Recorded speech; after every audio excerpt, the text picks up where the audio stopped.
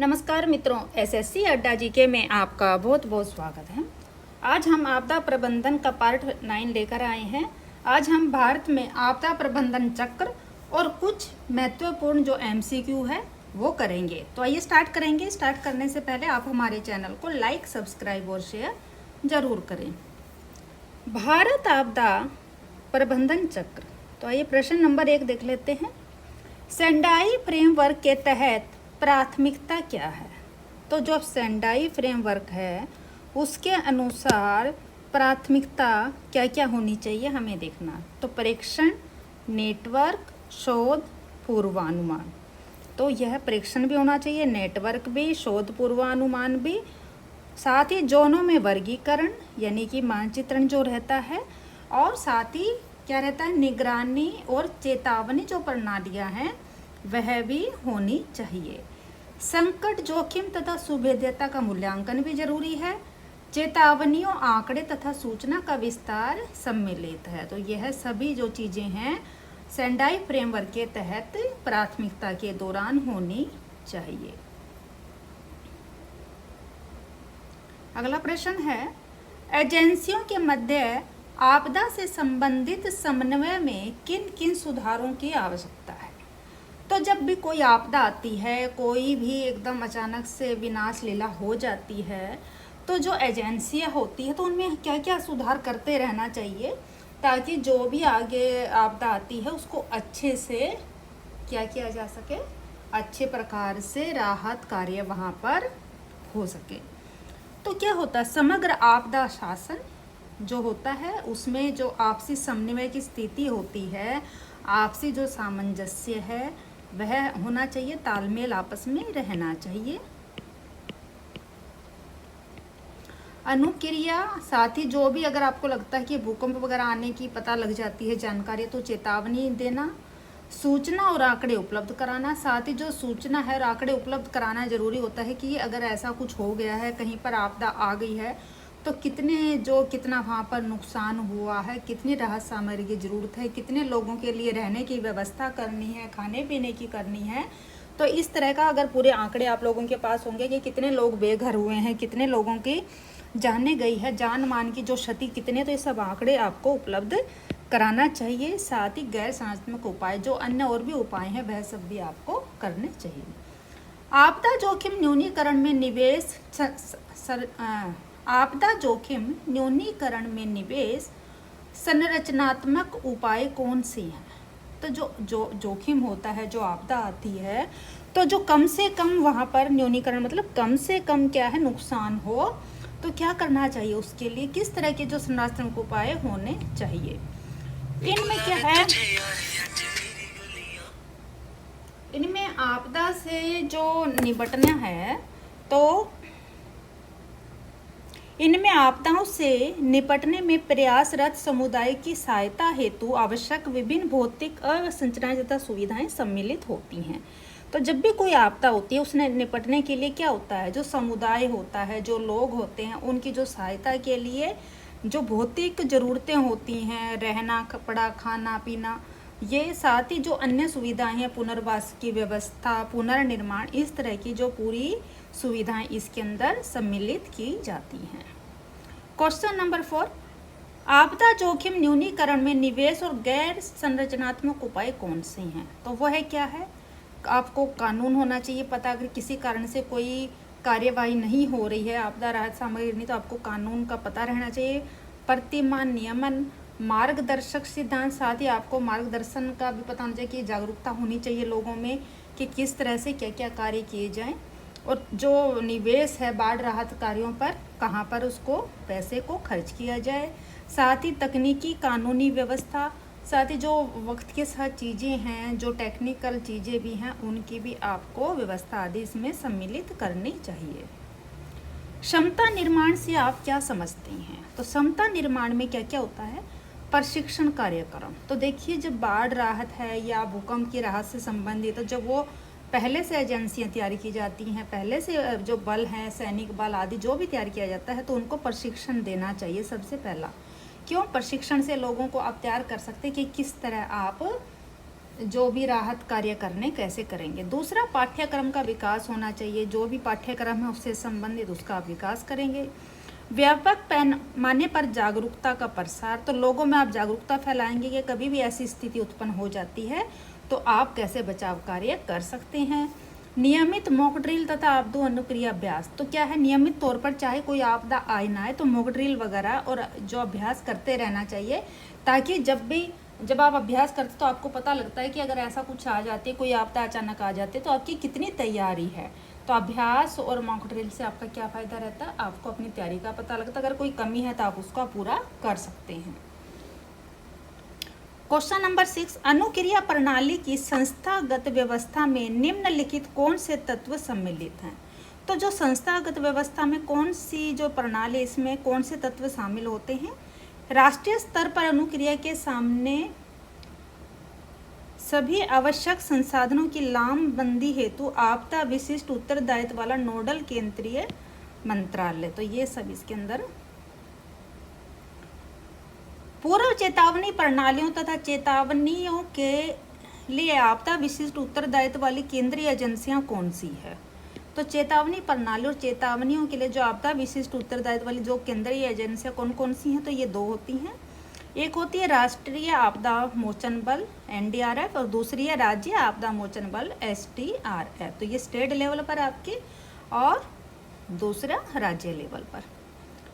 प्राकृतिक संकट विशेष पूर्व चेतावनी जारी कराने हेतु प्राधिकृत केंद्रीय एजेंसी कौन सी है। तो जो भी संकट आते हैं, जो भी आपदा आते हैं, तो जो उनकी जो एजेंसियां हैं, मान लीजिए भूकंप के लिए कौन सी एजेंसी कार्य करेगी, बाढ़ के लिए कौन सी करेगी, तो वो कौन कौन सी है उनके बारे में देखते हैं। तो डिटेल में हम देखेंगे यहाँ पर, और यहाँ से प्रश्न आने की संभावना, तो इसको जरा आप इस प्रश्न को और अच्छे से देख लें। तो देखिए, कोई भी संकट है तो कौन सा संकट है, कौन सी एजेंसी उसके लिए कार्यरत है। हिमस्खलन, तो देखिए जब हिमस्खलन होता है तो कौन सी एजेंसी इसके लिए कार्य करेगी, तो वह करेगी हिम एवं हिमस्खलन अध्ययन प्रतिष्ठान। कौन करेगी, हिम एवं हिमस्खलन अध्ययन प्रतिष्ठान किसके लिए कार्य करेगी, वो जब हिमस्खलन कहीं पर भी अगर हिमस्खलन हो जाता है, जो हिम है, हिम के अगर पहाड़ खिसकते हैं, ठीक है, तो इसको ऐसे बोला जाता है। तो फुल फॉर्म है snow and avalanche study establishment. Next है चक्रवात, अगर कहीं पे चक्रवात आता है तो चक्रवात का जो एजेंसी है, चक्रवात के लिए कौन सी एजेंसी कार्यरत है, तो वह है भारत मौसम विज्ञान विभाग के अंतर्गत कार्य करेगी, यानी कि IMD। फुल फॉर्म रहेगी IMD की इंडियन मेट्रोलॉजिकल डिपार्टमेंट। तो देखिए हो सकता है फुल फॉर्म ही पूछ ला जाए, तो यहाँ पर पूरी डिटेल हमने दी है। जैसे कि है snow and avalanche study establishment, IMD Indian meteorological department. सूखा के लिए कौन कार्य करती हैं, तो कौन सी एजेंसी, अगर सूखा पड़ता है तो वह है कृषि एवं किसान कल्याण मंत्रालय। कौन, कृषि एवं किसान मंत्रालय, यानी कि WAFW। फुल फॉर्म रहेगी ministry of agriculture and farmers welfare.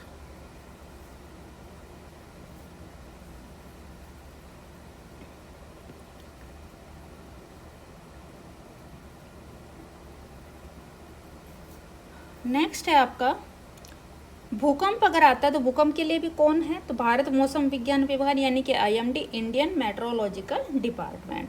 अगर कहीं पर महामारी फैल जाती है, कोई भी बीमारी है, तो जैसे अभी आपको पता है हाल ही में क्या गया था, 1-2 साल पहले कोरोना काल गया था, तो ऐसे में कौन इसके लिए जो है एजेंसी कार्यरत है, तो वह है स्वास्थ्य एवं परिवार कल्याण मंत्रालय के द्वारा। तो इसका फुल फॉर्म रहेगा ministry of health and family welfare.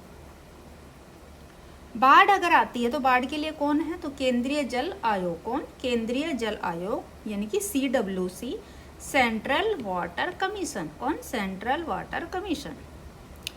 भूस्खलन अगर कहीं पर हो जाता है, कहीं पर चट्टानें खिसकती हैं, तो वह किसके अंतर्गत है, भारतीय भूवैज्ञानिक सर्वेक्षण GSI, यानी कि geological survey of India. Tsunami भारतीय राष्ट्रीय महासागर सूचना सेवा केंद्र के अंतर्गत INCIOIS, यानी कि Indian national centre for ocean information services.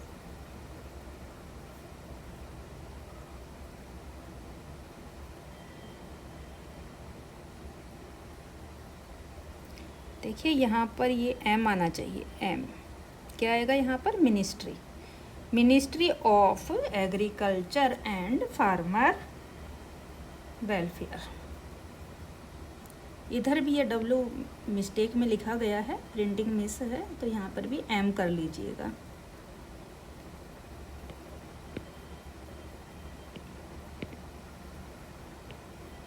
क्या आएगा यहाँ पर, तो यहाँ पर एम आएगा, मिनिस्ट्री ऑफ। सुनामी, तो भारतीय राष्ट्रीय महासूचना सेवा केंद्र यानी कि Indian national centre for ocean information services. Next question देख लेते हैं, केंद्रीय एजेंसियों या विभागों की क्या भूमिका है, कि क्या भूमिका रहेगी इनको। नेशनल इमरजेंसी ऑपरेशन सेंटर यानी कि NEOC, national emergency operation centre, तो क्या होगा, इस चरण के दौरान समन्वय तथा संचार के केंद्र के रूप में कार्य करेगा। तो जो ये है NEOC क्या करता है, ऐसी कोई भी आपातकालीन जब चीज़ें हो जाएंगी तो क्या करेगा, समन्वय तथा संचार के केंद्र के रूप में ये कार्य करता है तथा इनपुट को ये अपडेट करने का कार्य करता है। ठीक है, साथ ही विभिन्न जो चेतावनी एजेंसियां हैं उनके साथ सतत क्या करेगा, ये हमेशा संपर्क बनाए रखता है।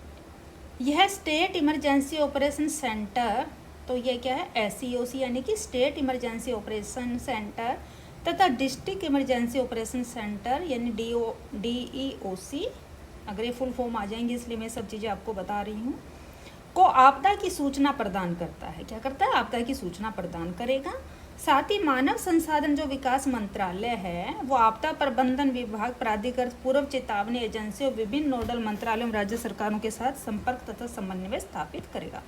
तो जो केंद्रीय एजेंसियां, इनकी विभागों की क्या भूमिका रहती है कि कहीं बार भी कोई आपात अगर स्थिति उत्पन्न हो जाती है तो जो वो राज्य है, स्टेट यानी कि वो डिस्ट्रिक्ट लेवल पर, स्टेट लेवल पर, और क्या होगा, सभी के साथ वो संपर्क स्थापित करता है। साथ ही जो भी सूचना है मानव संसाधन विकास मंत्रालय जो आपदा प्रबंधन विभाग है और चेतावनी जो एजेंसियां हैं तो वो सबके द्वारा नोडल मंत्रालय और राज्य जो सरकारें होती हैं वहाँ तक संपर्क स्थापित करके वो समन्वय स्थापित करता है ताकि जो राहत कार्य है वह अच्छे से किया जा सके।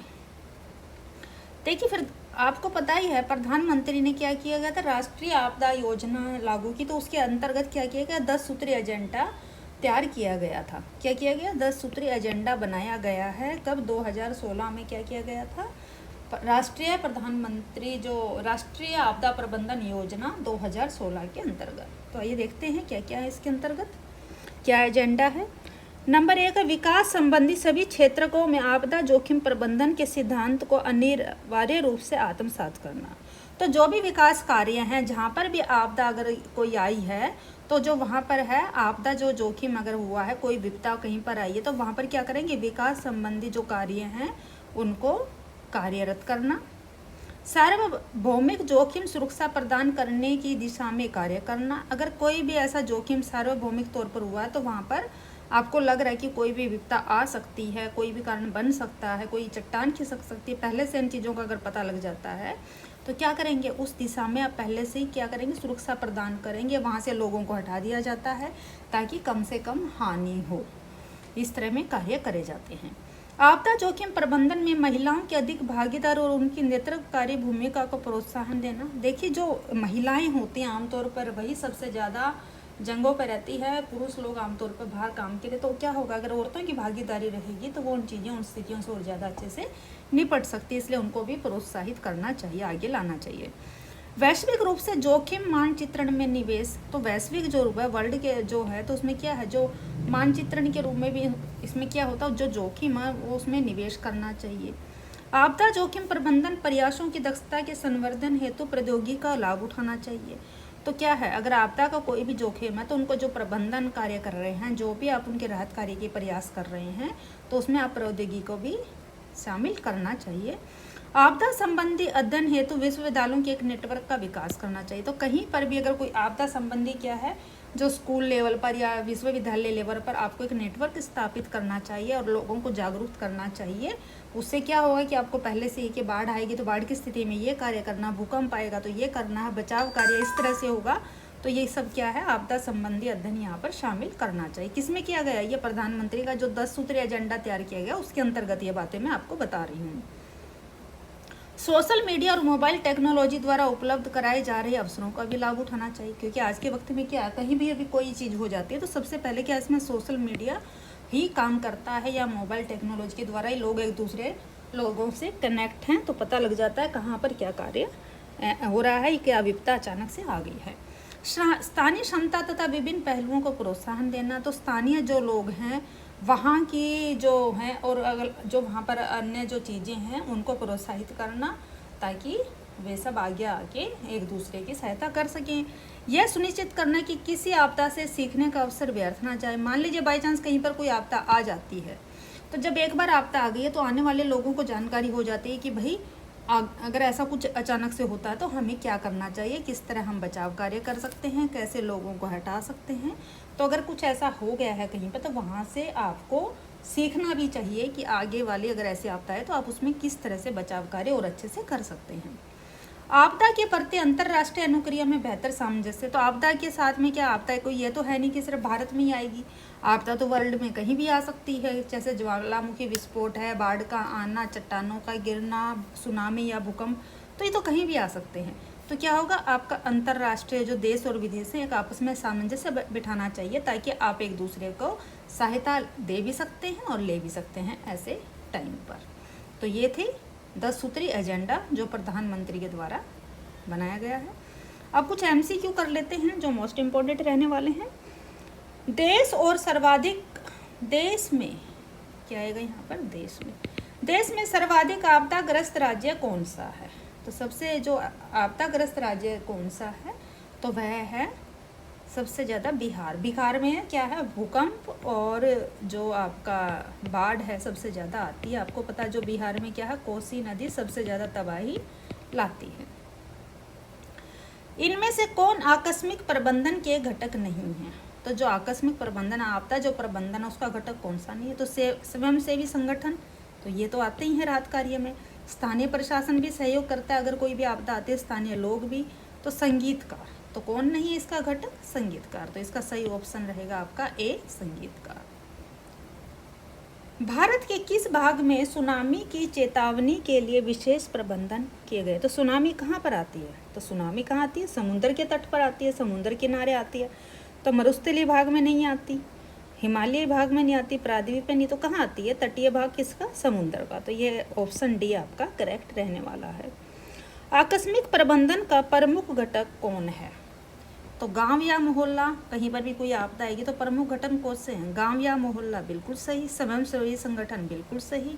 स्थानीय प्रशासन, बिल्कुल। तो ये सब तीनों मिलकर ही वहाँ पर क्या है, तीनों घटक मिलकर ही कार्य करते हैं, तो इसलिए ऑप्शन डी यहाँ पर करेक्ट हो जाएगा।